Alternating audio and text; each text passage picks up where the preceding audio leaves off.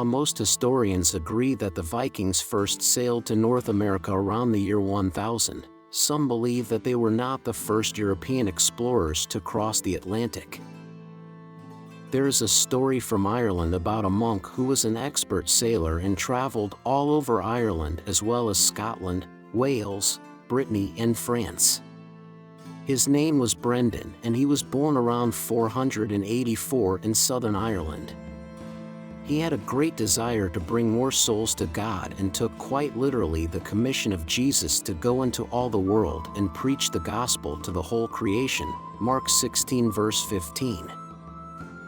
Later on he also heard of rumors of a distant land in the west which some believed was the original Garden of Eden.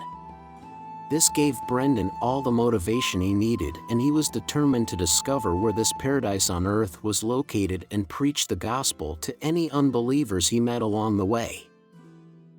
Taking a small crew, Brendan set out around the year 545 on a small round-bottom boat called a curragh that was sealed with leather and had a square sail. An 8th century account of the journey was recorded in the Voyage of St. Brendan, and it describes various stops along the way that appear to correspond to places such as the Faroe Islands, Iceland, and Greenland, and even describes icebergs. The possibility of such a feat was researched in 1976 by historian Tim Severin, who crafted an identical boat from the description given and took along with him a few companions. He made stops similar to those he believed St. Brendan could have made and eventually reached Peckford Island, Newfoundland. Severin's research proved that a cross-Atlantic voyage was possible during the 6th century using primitive technology.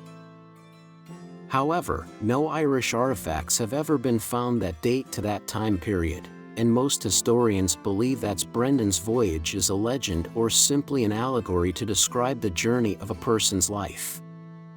Whatever truth there is behind it, what is certain is that monks in the centuries after St. Patrick who evangelized Ireland were very zealous in their pursuit of religion and were willing to do anything to follow Christ, even if it meant traveling to the edge of the world.